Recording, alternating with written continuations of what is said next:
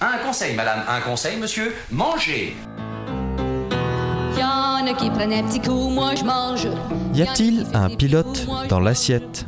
Y'en a qui lèchent les vitrines, moi je mange. Alors, Anne, j'avais une nouvelle question à te poser. Alors, moi, j'ai du mal à attendre pour manger. D'un coup, j'ai faim tout de suite. Et je voulais savoir, justement, quand tu parlais de l'enfant intérieur, est-ce que ça fonctionne de lui parler pour attendre l'heure idéale pour manger? Ah, c'est une question vraiment super pertinente. Alors, déjà, on peut garder à l'esprit que l'enfant intérieur, hein, cette part de nous qui éprouve des besoins, qui a des ressentis, qui va se manifester par sensation, fonctionne comme nos vrais enfants, nos enfants extérieurs. Donc ça peut donner une idée du résultat quand on se demande et si j'essaye ça, etc., est-ce que ça va marcher? Imagine que tu as un enfant qui a très faim. Est-ce que ça fonctionne quand tu lui dis qu'il serait préférable pour son bien de patienter? Bah, si tu veux, on pourra essayer avec ma fille de 3 ans. Mais il faudra que tu prennes un casque anti-bruit. Non, ça ne fonctionne pas. Ça ne fonctionne pas du tout et c'est normal. Pourquoi? Parce qu'il y a différentes intensités de faim. Quand on a une faim modérée, on peut patienter. On peut demander à notre enfant intérieur ce qui lui ferait vraiment envie. On peut prendre le temps de cuisiner puis de se régaler des parfums de ce qu'on cuisine avant de passer à table. Mais quand on a une faim qui est vraiment intense, notre enfant intérieur souffre. C'est le reflet de notre métabolisme qui est en souffrance. Et on ne raisonne pas quelqu'un qui est en souffrance, donc qui s'inquiète. Il faut répondre à son besoin. Voilà, c'est pas le moment de négocier avec lui. Il y a une souffrance, il faut pouvoir satisfaire les besoins qu'il éprouve. D'accord, donc je saurai quand je vois ma petite choupette qui hurle que vraiment elle est en détresse en fait. Elle est en détresse, absolument. Surtout chez les enfants, c'est manifeste et on le comprend d'autant mieux par comparaison à nous.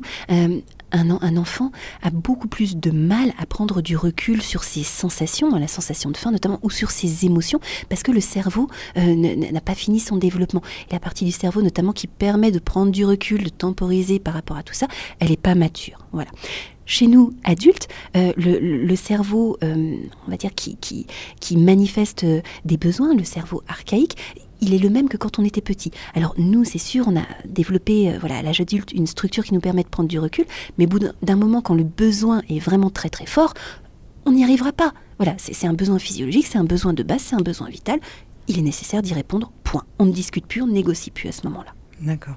Alors c'est vrai que moi j'ai tendance à très bien le voir chez ma fille, beaucoup moins chez moi. Mais si je me dis en fait que mon enfant intérieur, ce sera exactement la même chose, en fait, ce qui va se passer en moi que ce que je vois chez ma fille, ça m'aidera du coup à diagnostiquer ce qui se passe. Voilà. Et c'est le but du jeu. L'image de l'enfant intérieur, elle est vraiment là pour nous aider à mieux nous écouter. Parce que des fois, s'écouter, on se dit, oui, mais c'est bon, je suis grande, et ça, ah ouais, mais si j'ai une petite fille en moi qui est en train de souffrir, eh ben, peut-être que ça va venir toucher mon cœur différemment et que ça va m'inciter à en prendre mieux soin. Voilà. Alors, quand on a très très faim, c'est normal d'avoir les plus grandes difficultés qui soient à se retenir de manger. La question c'est pourquoi est-ce que j'en arrive à être affamée? C'est ça qui est pas naturel. Parce que si je suis affamée, c'est que j'avais déjà besoin de manger auparavant et que je n'y ai pas répondu. Alors, il y a des personnes qui me disent, j'ai faim, mais c'est pas l'heure de manger. Comme si c'était un problème que ce soit pas l'heure de manger. Au contraire, le problème, c'est justement de ne pas répondre à sa faim quand elle survient. Quand j'ai faim, ça veut dire que j'ai besoin de manger, quelle que soit l'heure. On s'en fiche. C'est qu'à ce moment-là, on est en hypoglycémie, par exemple, et que c'est le moment de réapprovisionner. Si je m'en empêche par rapport à la croyance, il ne faut pas manger entre les repas, par exemple, c'est normal que j'ai très faim et que je me jette ensuite sur la nourriture. D'accord, donc on range les montres. Exactement, on range les montres. Alors ça c'est on est d'accord aussi que c'est dans l'idéal parce que je peux manger quand je veux, etc. Si à un moment donné j'ai besoin d'avoir un certain rythme, on va organiser les choses autrement. Mais là on n'en est pas là, on en est déjà, j'ai faim, c'est que j'ai besoin de manger.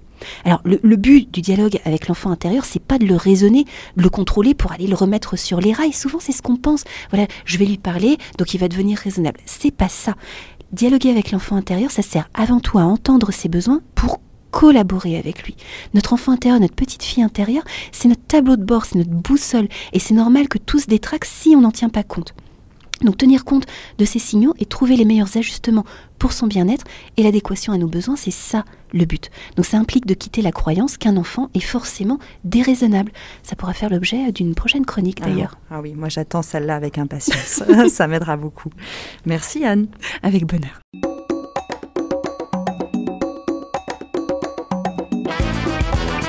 Cette chronique vous a plu ? Alors participez-y en posant vos questions à Anne-Claude à l'adresse contact@radioalto.info.